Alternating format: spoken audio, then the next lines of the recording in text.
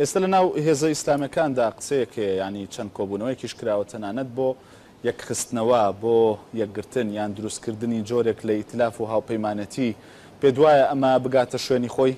ناوەڵە هەموو هەر خەڵک خۆی مەئیوسە لە ئیسلامیەکان، یعنی ئیسلامیەکان نەزانی چۆنە ئێمە یەکێک لە نوقسانیەتی ئیشەکانمان کە هەمانە ئەوەیە چۆنیەتی کۆمەڵکاریەکە نازانی، چۆنیەتی کۆمەڵکاریەکە پێی پێ نابین وەکو چۆنیەتی ئەخلاقیەکە. ئیسلامەکان هەمویان داوایەکی ئەخلاقی جوانیان هەڵگرتووە بۆ پەروەردەی تاک، بۆ پەروەردەی کۆ، پەروەردەی خێزان، پەروەردەی نەوەی نوێ، دروستکردنی ڕێکخراوی مەدەنی، زۆر بەرفراوان، سینەفراوان، زۆر پەروەردەکار. بەڵام مەشروعەیەکی ئیسلامی کە بتوانێت هەم خۆیان کۆکاتەوە هەم ببێ بە بەدیل ئالتەرناتیڤی ئیسلام بەدیلی ئەڵمانیەکان ئەمەیان پێ نییە. بۆچی ناتوانن وابن؟ خەڵکێک تەبعەن دایمە ئیتیهامیانەکا بۆی نا خۆپەرستن. مەسەلە سەر خۆپەرستنی، خۆپەرستن احتیمالە جوزئێک بێ یا سەبەبێک بێ لە 10 خاڵی تر.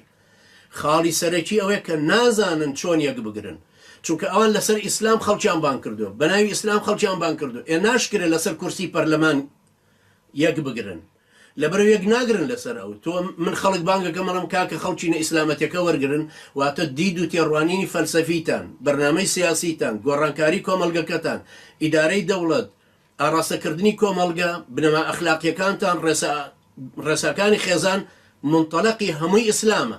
باش خەڵک بەم ناوە بۆ من دێ، بەڵام دوایی وەکە وایە پارێکم بۆ مزگەوت کۆ کردوتە بیکەم بە خێر، دوای لە مەڵاکاکە گردن مازاکەن کتێبی پێچاپەکەم. ناکرێم ئیزدیواجێتە.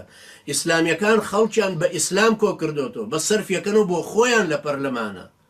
ئەمە ئەو ئیزدیواجەتی دروست کردو متمانەکەیان، بۆیە مجرد حیزبێکی نخبن و زیاد ناکەن. چەند ساڵەوانە ئیشەکەن لە 94 یەکگرتو ئیشەکە، حیزبێکی متەمەکنە، سەربەخۆی اقتصادی هەیە، مؤسساتیە، بەس بۆ ناتوانێت بێت لە نخبەیی دەرچێت.